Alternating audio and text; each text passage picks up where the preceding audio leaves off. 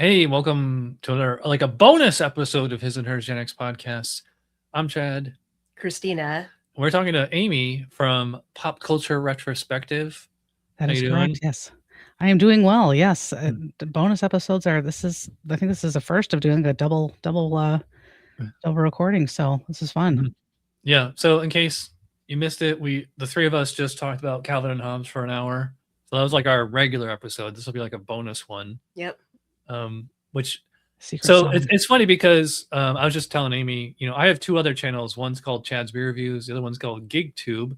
Mm. And like I've been doing the beer review show since 2008. Wow, good for And you. That's yeah, awesome. still not nowhere near Mr. Beast numbers, but Yeah. what I do on that show every once in a while is like it's a niche community of like other people who also do beer reviews on YouTube, Mhm. and we'll do a beer review like online like this, and then we'll do a little podcast where we just kind of like talk to each other about beer and things like that. Mhm. Yeah. And I did the same thing like with GigTube where I make videos about DoorDash, Instacart, Uber, Lyft, all that stuff. And I Cool. like there's a niche community online of people who also make videos about that. Yeah. So I started a podcast where I talk to other YouTubers who are in the space, and I guess we'll kind of do the same thing on this one because there's lots of Gen X retro nostalgia podcasts. Yep. And like we're fairly new to the game.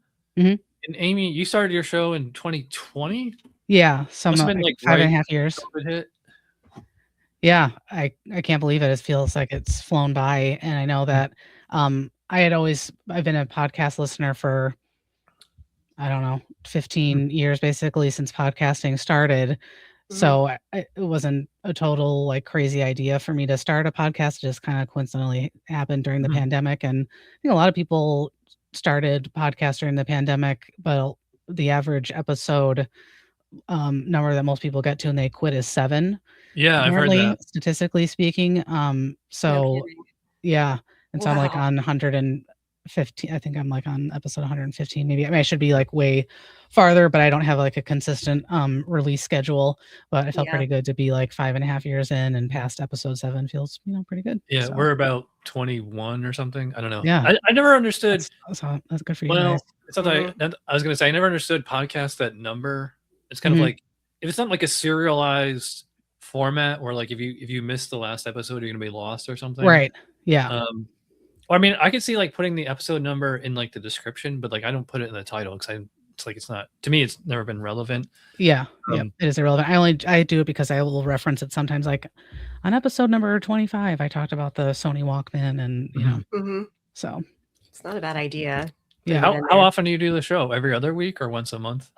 I try to do like twice a month whenever possible. I think I started off like once every week, but my episodes are pretty heavily research based most of the time. And if I have like an author on or something like that, I like to make sure that I've thoroughly read or listened to their book more than once because I just don't want to have like a superficial conversation with people. So I usually do like twice a month. Summers are a little bit a lot of times during the summer I have to kind of go on like a hiatus because it's just too difficult with my kids, and I don't want to put on like an episode that is not done very well or was like rushed. So I'm more of the like less is more mentality. So yeah, it's a lot of work doing it every week, and sometimes especially twice a week. Like a lot of work goes into it. Because Amy, the way you do your show, it's almost like journalism. Because like it depends if it's just you by yourself or if you have a guest. Yeah. Because I've been listening to a lot of your, I drive for a living, so I have nothing to do but listen to podcasts, all day. And so like sometimes it's just you like talking about a subject, but other times it's you and another person. Yeah. I just listened like you were counting like your favorite one-hit wonders or trash TV from the 90s and Shel Silverstein. Yeah. Yes. Yeah, which that was fascinating. Yeah.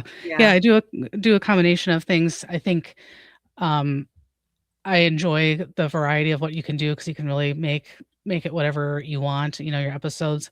And so I think I enjoy making sort of like list episodes. I think are probably my favorite ones to do, where I can kind of find a topic that intrigues me. Like really early on in the podcast, I did one about extinct and disappearing restaurant chains. And it was really interesting to learn about like why the chain Chi-Chi's went under, which now Chi-Chi's is like coming back, which I find really interesting. But like why, what was behind the demise of, Chi-Chi's, what was behind the demise of TGI Fridays, how did that all get started, which is like so random. But I just find so interesting, like the whole reason why, for example, TGI Fridays started is because this guy who had no restaurant industry experience wanted to be able to meet single women, and there were like no real like bars that women really wanted to go to because they're all kind of seedy and kind of sketchy and stuff. So he's like, well, why don't I make this like kind of restaurant bar thing, and there'll be ladies' night, and then I'll just, figure out who all the single women are. And it was like a huge hit, and there's like a line out the door, and TGI Fridays exploded and became like super popular. And I just find that like really fascinating. Just learning about really random stuff like that is a lot of fun for me. So yeah. I investigated some of those recently. There used to be a restaurant called Hops. It was a steak restaurant. Apparently, there's like still one left in the country. They just got too big too fast. It's just called Hops. It's just called Hops. It was a steak restaurant. And then Jungle Jim's was a huge chain restaurant that grew too big. And so, let's start from the beginning. So you're in Maine now, but you didn't grow up there. Where are you from originally? So originally I'm from a suburb of Chicago called Downers Grove, which most people are not familiar with. And people are like, oh, is that a really depressing place to live, Downers Grove? It's like, no, actually the person who started the town, his name was Pierce Downer. So anyways, so yeah, I grew up outside of Chicago. Both my parents pretty much grew up in the city of Chicago, and then moved out to the suburbs when my parents got married. So spent the first 18 years of my life there. And then I was in the Walt Disney World College program. So then I lived in Florida for a chunk of time and met 3 of my very best friends to this day there, doing the internship program. And then that's not too far from us because we're we're about 20 miles north of Orlando. Nice. That was my goal, like all in my adolescence and early adulthood was I was going to live near Disney World so I could go there on my days off. But life took me some other directions. But so did that, and then I went to college in Michigan, and then ended up moving to Maine for my first job out of college because I studied outdoor recreation, so I was a wilderness therapy guide. Moved to Maine, had never been here, knew nothing about it. Thought I would just be here temporarily working that position because that's not a job that you do for like 10 years. It's something that you do when you're young and your back is, normal and your knees don't hurt.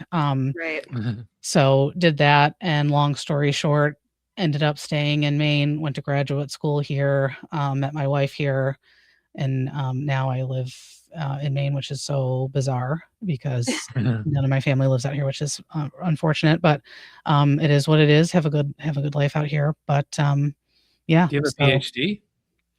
Well, master's in school counseling. So I did that for about 10 years. And then kind of a long story with my 2 kids who have both have some difficulties and some disabilities. Got a little bit complicated to kind of balance all of that and a traditional kind of career. So I'm actually self-employed now as a photographer, which I do kind of outside of their hours of, during the school day. And when my wife is home on weekends and stuff, so it works out pretty well. And then I also do the podcast. So keeps me pretty busy, but it's all worked out. All things between Michigan, Illinois, Florida, and Maine, like which state do you like the best? That's a great question. I think I like them all for like different reasons. I mean, I think I will always be partial and homesick to the Midwest because I've lived away for so long. And I see my, parents here and there, but I miss them a lot and kind of miss the whole Midwestern thing. Your kind of area where you grew up is, very sentimental. But I think I like Maine just in the sense of like, I'm not a huge fan of winter at all. If I had it my way, I would not live. That's why I moved to Florida. Yeah. But I think I like that at least because winter is here. but at least there feels like there is a decent amount of stuff to do when it's winter, and it's not like everything shuts down and, everybody, goes away for the winter months or whatever. There's Right. still plenty going on and plenty of things to do, and you can go to the ocean and go snowshoeing and go skiing and, do fun stuff to sort of embrace winter. So I do like that. And just a lot of, living by the ocean is pretty amazing. I mean, Lake Michigan and Lake Superior are both beautiful places, of course, but the ocean is pretty spectacular. So can't complain there. Do you ever go to Canada? Yeah, we go to Canada actually. I mean, pretty often, I guess, because it's not that far. It's only a couple of hours to the border. So earlier this summer, we went to PEI, home of Anne of Green Gables, which is a huge Anne of Green Gables fan growing up. So I got to see where. Yeah, I recognize that. Prince Edward Island. Is that what Yeah. it is? Yeah. Yeah. Avonlea and Anne of Green Gables. Beautiful. Yes. Yeah. We watched. Yeah. I grew up in upstate New York, about 3 hours from Montreal. I mean, never went to Canada. Yeah. Kidding. Yeah, I didn't go to Canada until I was in the Navy. We went to Halifax. Oh wow! You ever been there? No, that's on my list of places to go to. Yeah, Nova it's really nice. Nova Scotia. Yeah. Anyway, getting back to the podcast. So, what was the inspiration for doing your podcast? It's funny. I haven't really been listening to other audio podcasts in this format until we started ours, except for the Retroist, which I've been listening to since 2008 or 9 or whenever it started. Yeah. So were there podcasts like Retroist or any other ones that you were listening to, or total spontaneous? Yeah. Well, I first got into listening to podcasts because I was my whole life I've pretty much been a huge Disney, specifically Walt Disney World nerd. I have tons of books. I mean, how obsessed I've been is a very long story. So I was thinking podcasts, that sounds really interesting. I wonder if there are Disney podcasts, because there's got to be other people on this earth that are as much as a dork as I am about being obsessed with Disney World, and it turns out that was true.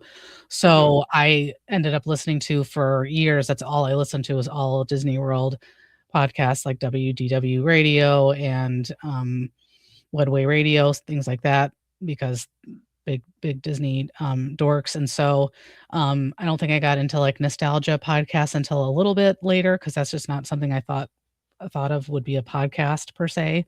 But definitely listen to the Retroist. I think it's 30 2010. I listened to quite a bit at one point, and a couple of other ones whose names are escaping me. But it's nice to know that there's other nostalgia nerds out there like myself. Yeah.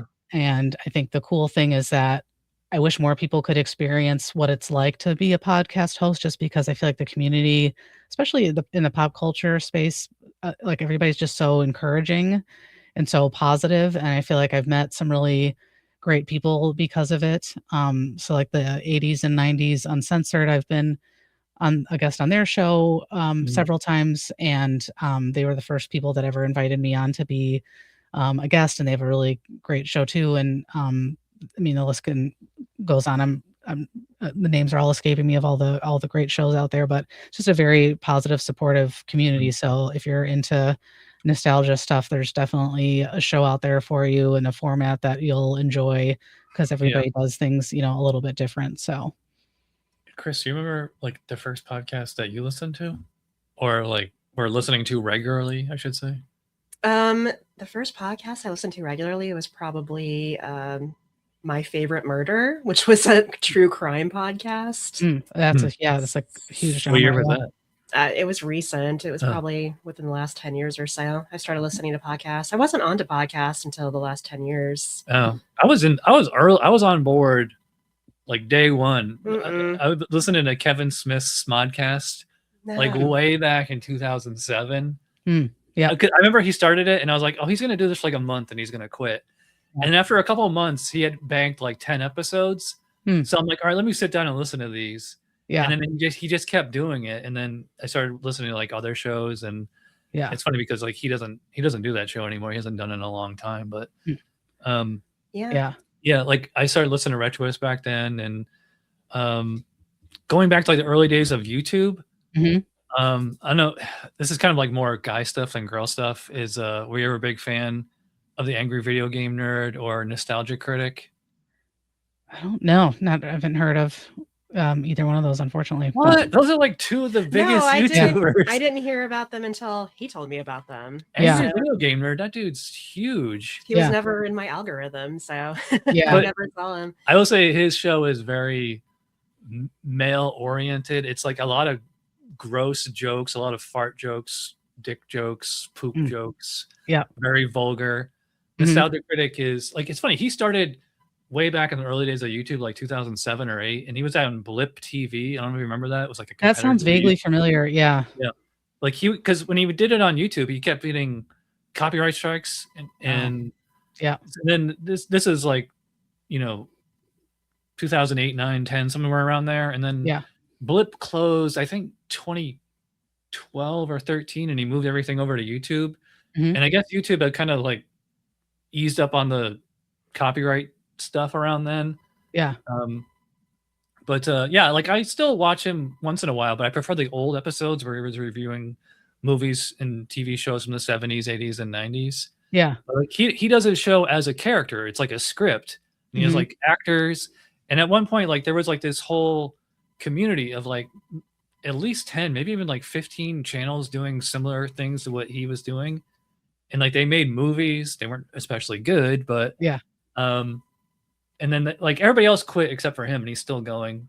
Wow. Angry Video Game Nerd is still going. Yeah. But I was kind of like, man, that's something that I could have done, but like I can't act, and I don't have like the patience to sit down and write scripts. I like doing the show like how we're doing it. We just talk and like no script. Yeah. And which is kind of the opposite. Like, so Amy, in case the viewers or listeners aren't aware, like your show, like you were saying, like you do a lot of research, and I gather like a lot, like when I'm listening to your podcast, like you're reading a script a lot of time, unless you're talking to another co-host. Right. Yep. So how's your like if it's a show by yourself, like how's your research and all that go? It just kind of depends. I try to avoid any like I don't read off of like Wikipedia or anything like that. I try to use reliable sources, sometimes even like books if I can. It just sort of depends on what the topic is. If it's something like really obscure, there probably won't be a book about, again, why has TGI Fridays kind of gone down the toilet? I don't think that's going to be in a book. So some stuff is stuff, I'll find online, news articles or, I guess every once in a blue moon, there'll be like a scholarly article or things like that. But I generally kind of do things kind of like the old school ways. Actually, first I like research and I handwrite all of my notes. It's just my process. It helps me remember stuff a little bit better so that it doesn't feel like too scripted.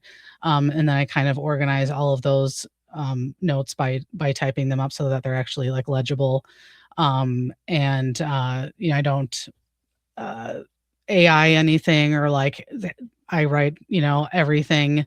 I insert my own, jokes into the episodes, not taking material off of anybody else. But I think because I so enjoy the topics that I'm doing a podcast on, that's why I'm not doing a podcast on pottery, because pottery is great, but that's not something I'm that interested in. So like it would be a very boring show because it's just I don't have anything interesting to say about it.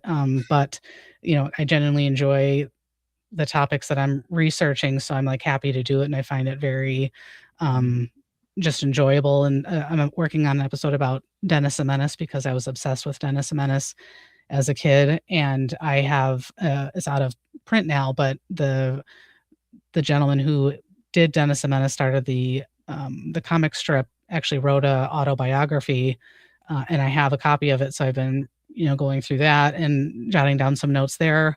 So I just, really enjoy it. And at first I was kind of like, God, like a scripted thing, like, I don't know, but I think it just helps me organize my thoughts and do stuff in like a correct order. Cause a lot of people say this, but I'm like, I'm not joking. I have I have ADD, so I am very get very disorganized, get off topic, get off track. So it kind of helps me to like organize my thoughts, so I'm not going all over the place every single episode, because then people will be like, oh my god, I mean, this show went like this, that, or the other, so I can't just sort of like freestyle it, because it would be a disaster. And somebody would be like, I think this lady has some I can relate to that. Like, I worked as a journalist in my 20s, and I used to love to write, even like up to a few years ago. But like now, it's like, for me, it's really a pain to like. I'll sit here for like hours, like writing a script for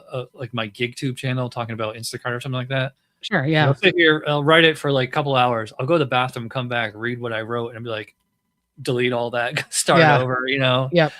I'm like a perfectionist like that too. Yeah.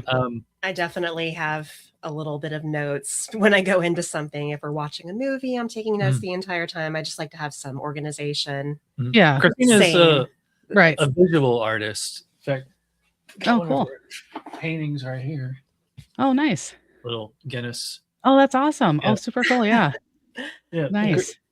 But yeah, it's funny. She's the visual artist, and I'm more like the writing artist. I don't know. Yeah. But I need some organization, so I also need to see what I'm talking about. Otherwise, I'll forget to talk about it. So it helps. I understand having like at least some sort of outline. Right. Yes. Yeah. Yep.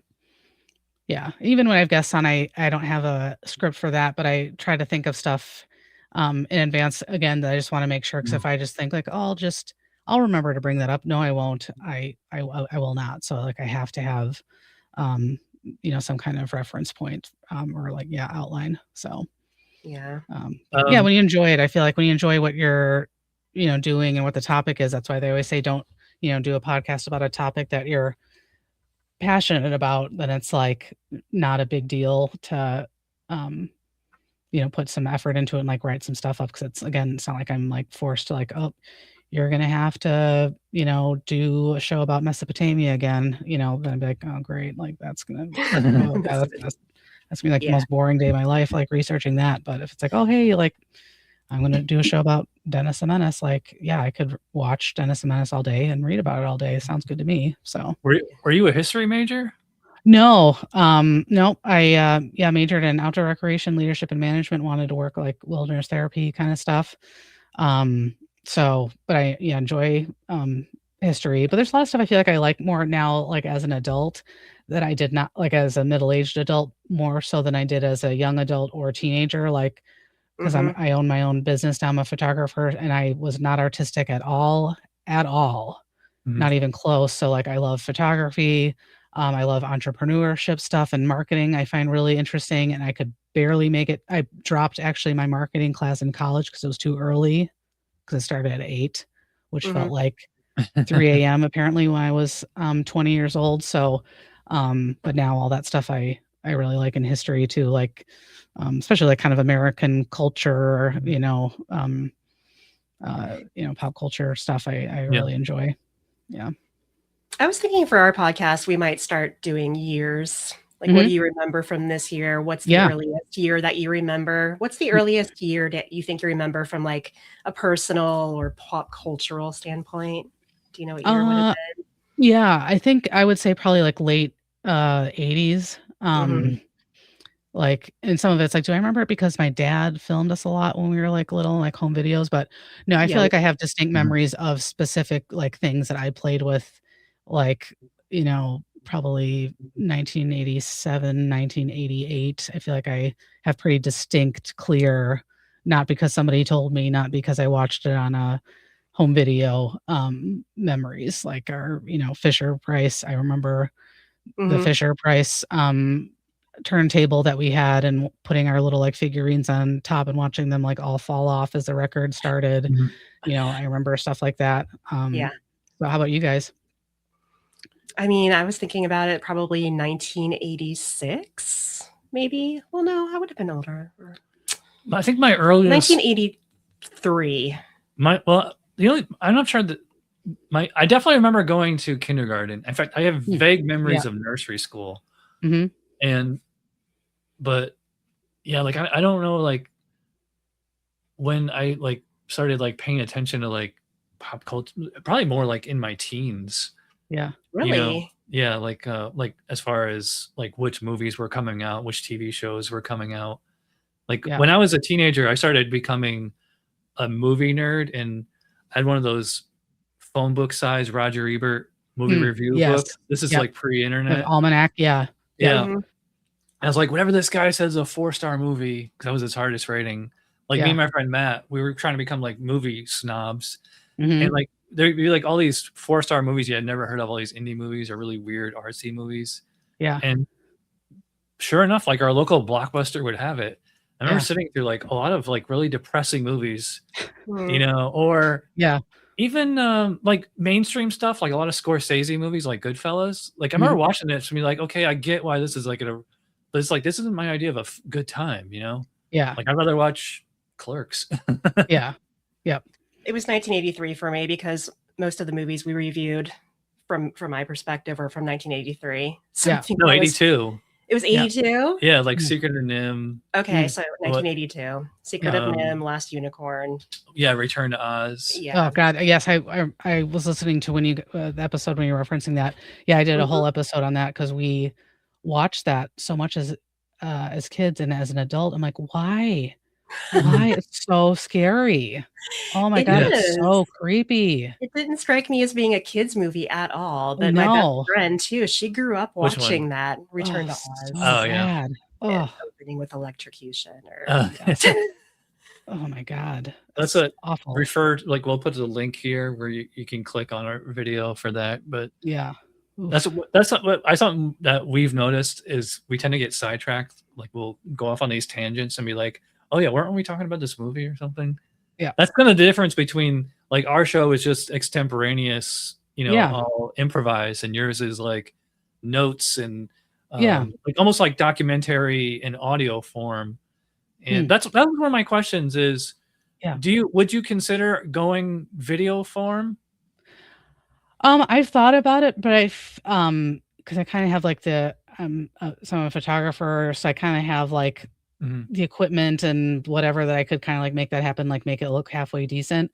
But then I also feel like I don't know how interesting it would be to look at one person talking or like, you know, kind of reading. I mean, and I would try to like, I feel like I have enough speaking experience that like I can have a decent on camera presence or whatever you want to call it. But I also feel like would somebody want to watch me talking? Like, I don't know. But then that would just like add more to like my, like, I really need an assistant, like with the life between my kids and my business and like it's like, I really, if I could have like a personal assistant, that would be like amazing to help with stuff like this, but it's not going to happen. But I just feel like the odds of me like realistically being able to like add video editing and additional video editing and stuff to my to-do list would be very, very difficult. I would love to, but I think realistically, time management wise,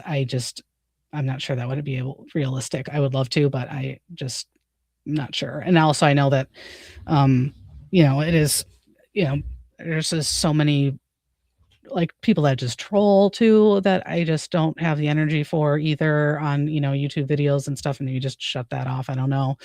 But that's like another layer of like, oh God, do I really feel like, you know, we haven't really gotten too many hate. Well, sometimes like on the shorts, because Christina said she thought Back to the Future was only a B instead of an A. And all these people are like, oh my God, how could you not think that was an A movie, you know? Yeah.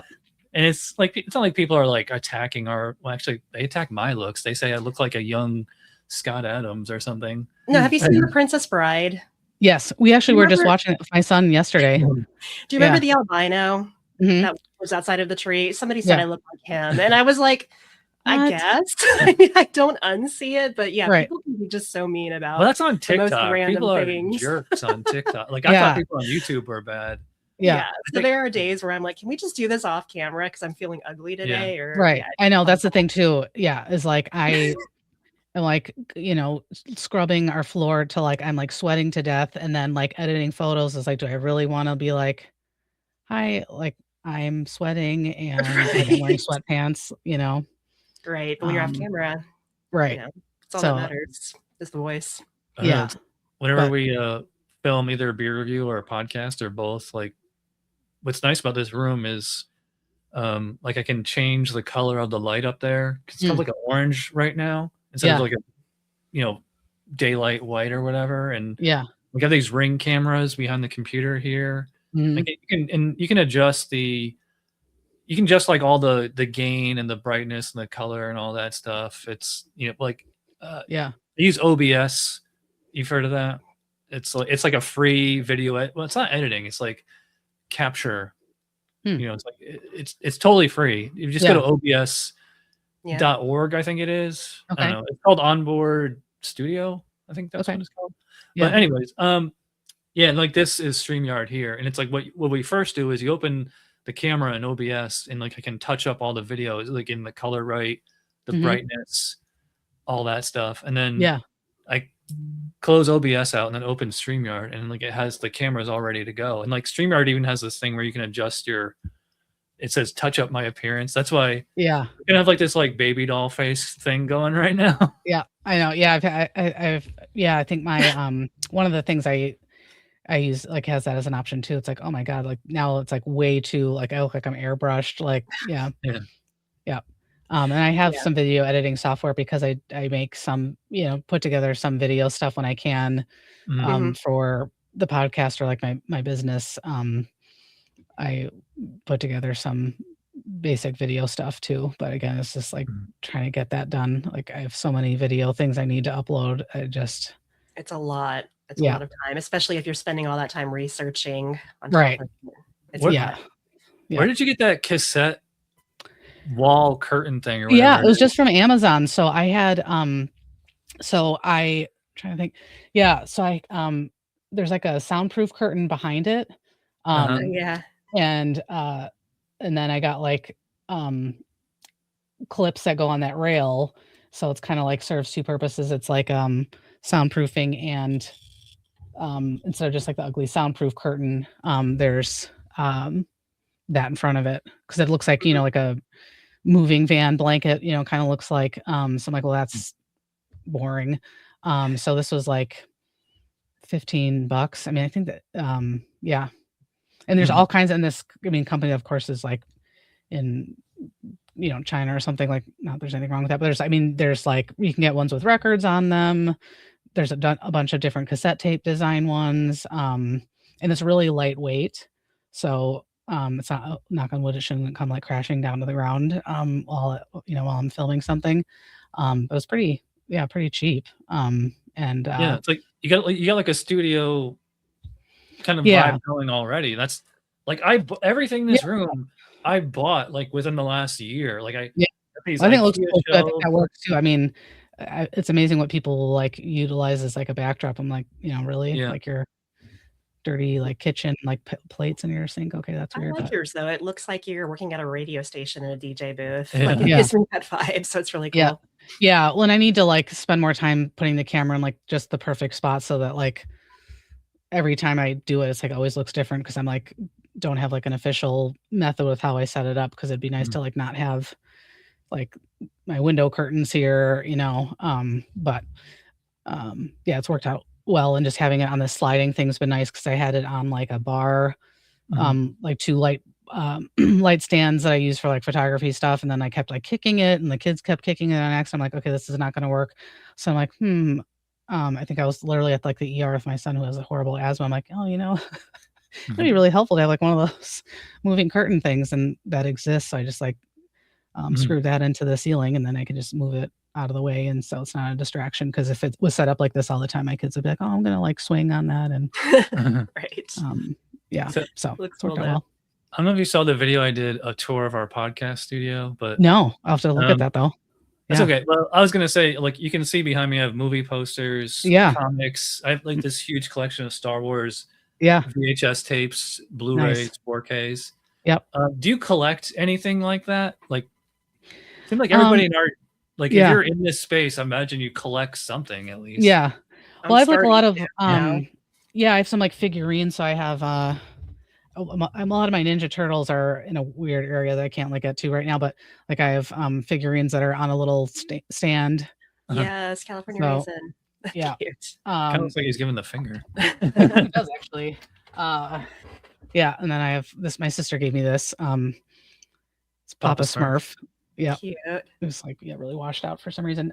Yeah, so I have a lot of like little figurines on a little stand, and I got basically got borderline food poisoning at a Big Boy restaurant. So I have a Big Boy figurine piggy bank thing with all the little figurines too. So it's just pretty funny thing to look at. My sister really liked having. She always had like little things like little tchotchkes like that, like all over her apartment and stuff. So I am now like I want tchotchke stuff on my desk now too because of her. So I have some of the stuff that she had. That they kind of started that. Yeah. Christina works in an office. I haven't worked in an office in a long time, but when I worked in IT for many years. And people like the kind of modern day equivalent is like the Funko Pops. Yeah. Do people in your office have Funko Pops on their cubicles? No. Really? Wow. On their cubicles? Maybe it must be an IT thing because it's probably an IT thing. Yeah, people have like Batman or Golden Girls or. Well, and a lot of people will go to like Disney Springs or whatever and be like, because there's a new Funko Pop coming out or whatever, and they'll like go get in line and like way early and buy 5 of them. And so I think there's a niche for sure of people that like Funko Pops. Yeah. Yeah. And for me, it's like being in the space now. I am trying to, I guess, acquire more stuff. I mean, so much of the stuff that my mom probably gave away at some point, I'm rebuying back. Like I just got a lot of Garbage Pail Kids I'm going to unbox on camera. Oh, geez. Nice. Yeah. I haven't bought any of those since 1989 or something like that. So you should see my parents' house. They're like, I don't want to say hoarders, but it's like so much like they have like so much physical media that we had growing up, and they just never threw it away or gave it away. Like there's still VHS tapes, like we taped off TV with like still handwritten things on it. Still in my parents' house. I was there back in October. Yeah, and I had actually considered driving there and back, so I could actually bring everything back and sell it. But because I had briefly flirted with the idea of starting a flea market booth. I bought like tons of DVDs, but people don't really buy DVDs anymore, and if they do, they buy them like dirt cheap. And I still collect. I mean, I prefer 4K, but I will take Blu-ray. I don't collect DVDs anymore unless it's not available on any other format.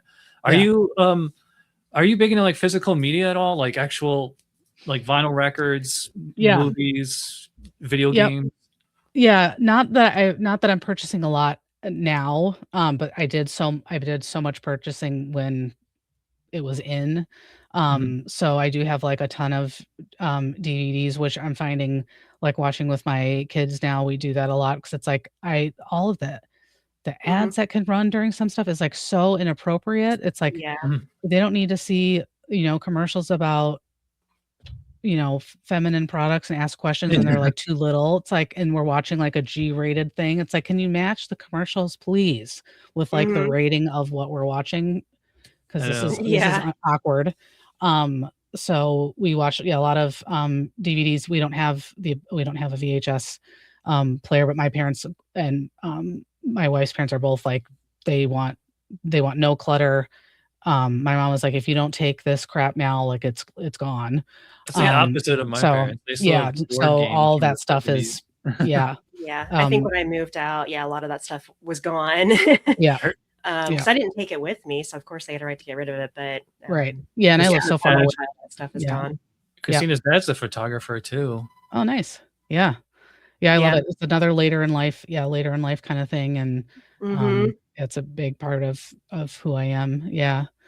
But I have a huge Disney World collection of books, a lot of out of print books about like when Epcot opened, and it's called Epcot Center. I've got a lot of that stuff, and I have records. I have a decent collection of records. I like repurchased stuff I had as a kid, so I of course had to repurchase the Rainbow Bright record and Cabbage Patch Kids record and stuff like that. A lot of my cassette tapes, I think, all got donated when I left for college. Was there a Cabbage Patch record? Yes. Songs?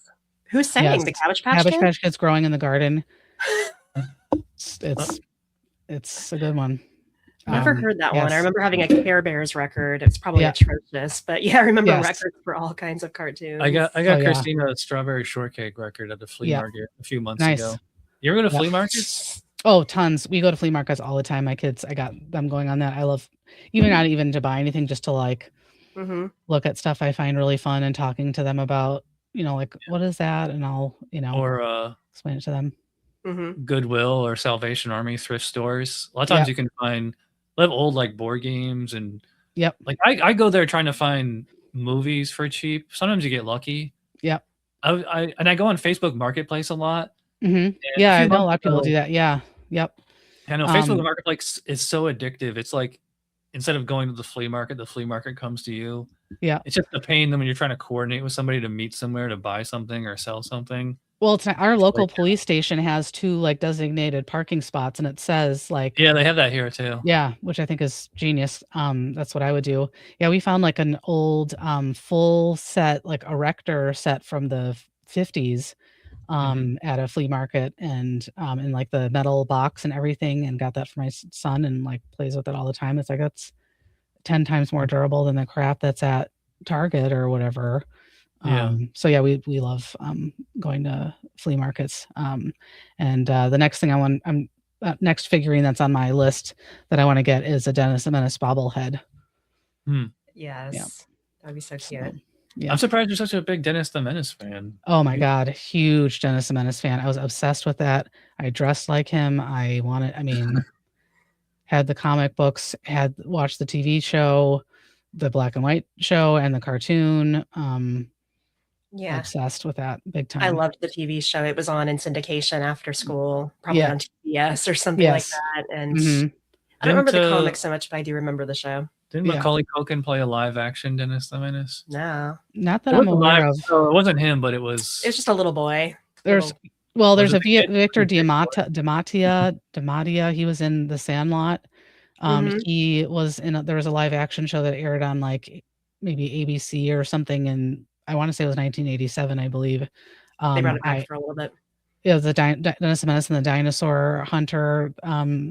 He like found a dinosaur bone in his front yard. I taped that on TV and watched that to the point where I knew all of the lines from it.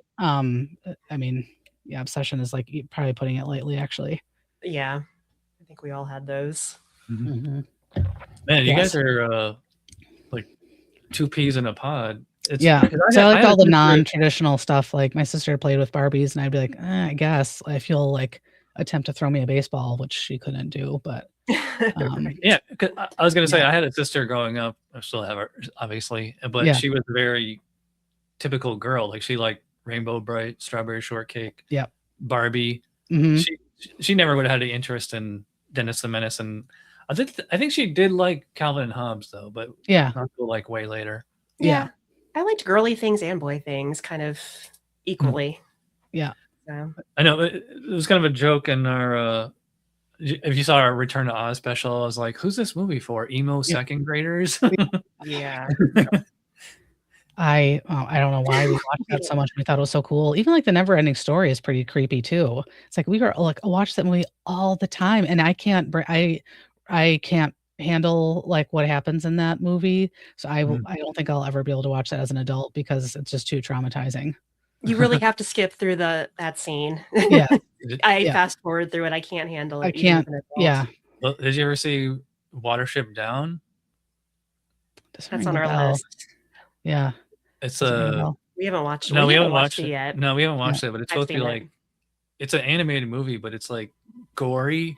It's like an allegory for war. And like there's blood and gore in it. But it's see, I'm very British. I don't watch any horror. I mean, never my whole life. I mean, I don't watch any horror movies or any Christina loves like that. Yeah. Well, it was accidental hoarder. My mom probably got it because there were rabbits on the DVD cover, or no, it was Beta. I'm sorry, Betamax. Betamax, yes.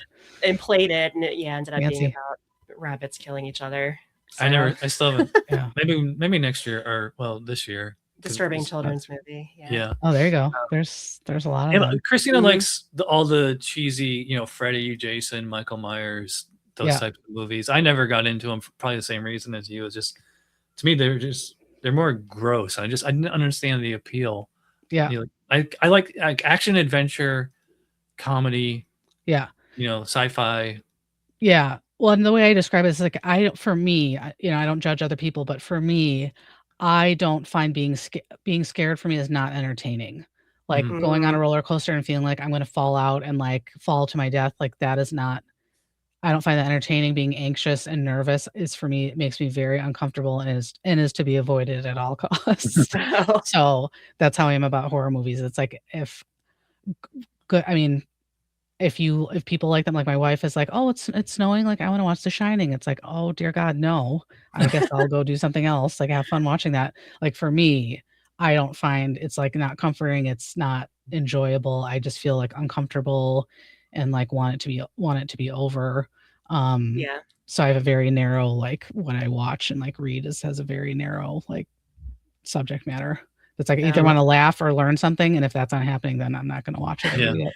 I don't know, I hate being scared, but I kind of like Yeah. being scared in a controlled Yeah. environment, I guess, where Yes. that Oh, you're yeah, totally. completely A safe, lot of so people do, like, I'm one of the I mean, I feel Yeah. like most people I know are, like, wanna watch something, halfway scary. I'm just, like, a weird weird person, so Oh, I know, I always thought it was weird to enjoy that, Yeah. honestly, but I don't know, Yeah. I never understood the appeal as a kid, and Yeah. it's kind of what's funny and ironic is, as a kid, I was always, like so we grew up in the '80s and '90s and, like, Yeah. Metallica, Anthrax, Megadeth, Slayer, those were Yeah. huge, and, like, little kids, like, in middle school wearing shirts with gore and satanic imagery and all that stuff all over Yeah. it, and it, like, scared me as a kid, but, like, as an Mhm. adult, I actually really love metal as a genre.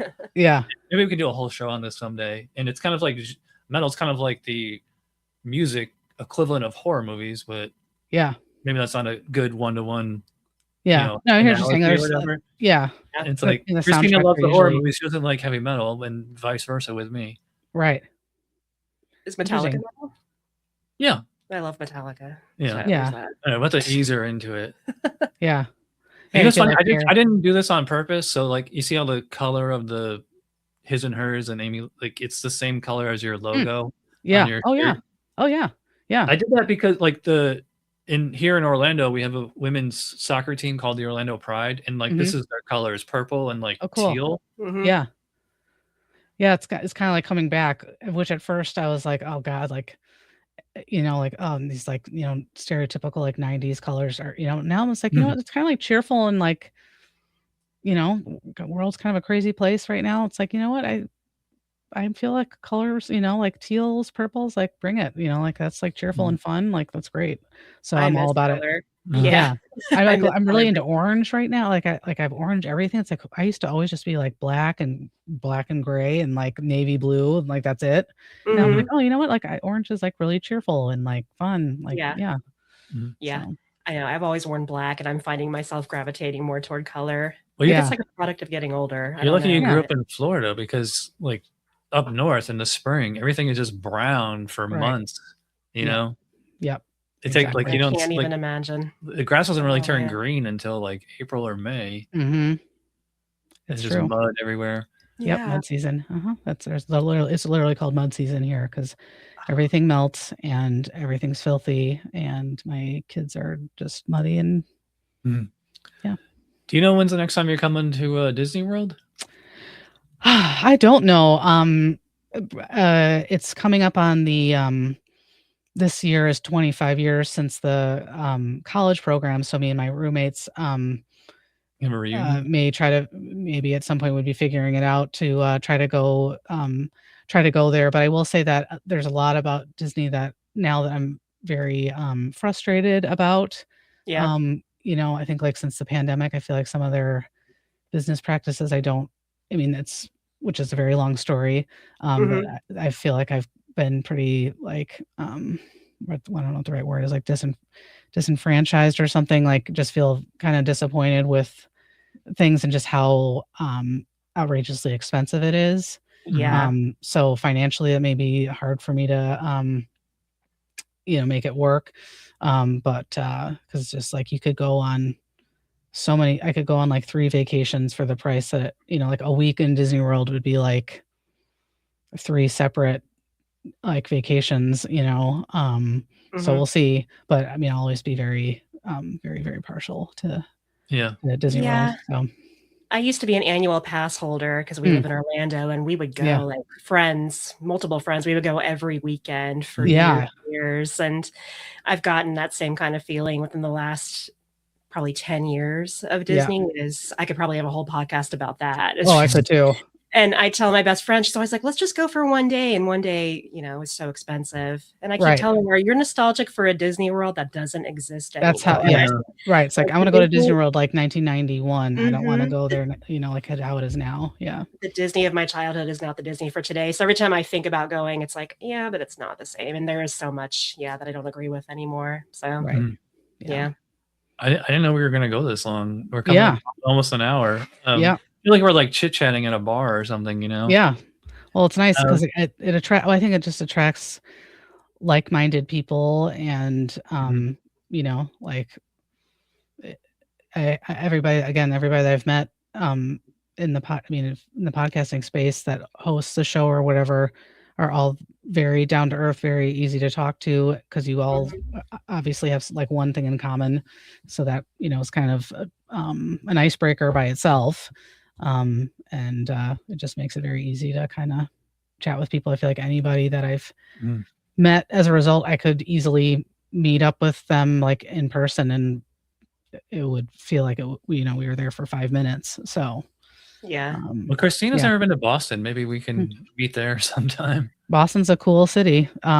Very cool city. Old city, like in a good way. Just the architecture. Like New England is great for that. For like, you're walking around and like you can see, like you can just tell, like this is like Revolutionary War period stuff. Yeah. And I get frustrated with Florida, living in Florida sometimes. Just the heat and the way things are here. And he'll know. I've like threatened to move to Maine so many different times. Yeah. Oh, you want to go to Colorado? No, Maine or New Hampshire. I'm like, I'm just going to move to the Northeast because it's just I lived in New Hampshire for a period of time too. Yeah, both beautiful states and very open, very just I don't know, just easygoing, laid back. You don't feel like you have to like, I don't know, dress a certain way. You just kind of like do your thing and, and I feel like I feel very comfortable living in Maine. I just wish that winter wasn't so long. That's the thing. Yeah. That's my only complaint. From New York, that's one of the reasons I moved to Florida. I was like, it's like cold from like Halloween to like St. Patrick's Day, basically. Yeah. Well, I always say that when people ask about like the weather, it's like, oh, it must be the winters must be like they were in like the Chicago area. I'm like, no, winter here is probably a month longer than it is where I grew up in Illinois. So the way I describe Maine's climate is Maine is 6 months of winter in some way, shape, or form. Some extremes, one way there sometimes because like today it was like 45 and everything's melting and it felt like decent outside for January. So it's like 6 months of winter, 2 months of spring, 2 months of summer, 2 months of fall. Is how I describe it. So that's insane. It was unseasonably warm here too. It was like in the 80s today. Yeah, it's been hot for January. Yeah. Anyway, I guess that's a good place to wrap. I will put links to all your stuff in the description. Yep. Is there one place you prefer people to go to? Probably like my website is probably the best because all of my like social media links are on there too, and like YouTube, and they can listen to episodes. So that's popcultureretrospective.com is probably the easiest. But I mean, I'm pretty active on Instagram, and I have Twitter for the podcast, but I really don't go on Twitter very much at all. I forget that I even have it. But I think you use TikTok? No. Okay. Just another thing. It's like it's like I have to stick to like Instagram is like all I have the mental capacity for. I just can't. I would if I could, but I just can't. If I was sans like children, I would be like probably running marathons at this point. But that's never gonna happen. So they're just I just have a very crazy life, a good life, but just a very crazy life. I need a second. I need to clone myself. Yeah. So there's a podcast I listen to. I'm gonna steal a bit that he does. He wraps up the show saying, "What was your favorite part of the show, of the interview?" Wow, that's a good question. I think I liked the question about like what year or what, that you have like your first like actual memories from. I think talking about that was really fascinating. Because I never really like thought about that, like what are your earliest memories. Yeah. And I'm glad that I grew up in an era where it's like I remember the like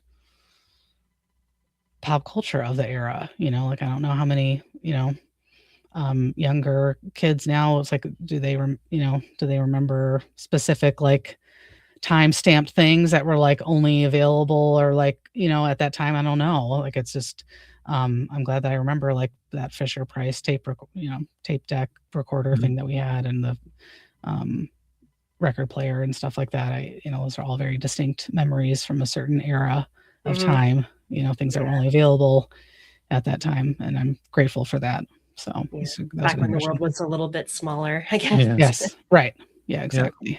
Yeah. We had like collective experiences that we could relate to each other about, I think is something that future generations won't have, which makes me really sad. Like where were you when Friends premiered, or Right. those collective experiences will be different for different generations. So right.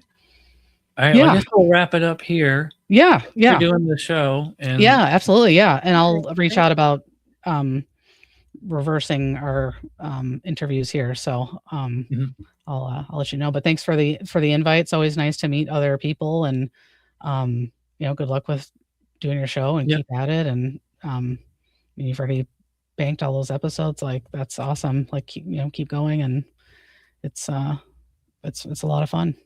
Yep. Yeah. All right. Thank you so much. Thanks everybody for watching or listening. And I guess we'll see you next week. All right. All right. See you guys later. Okay. Bye. Bye. Bye.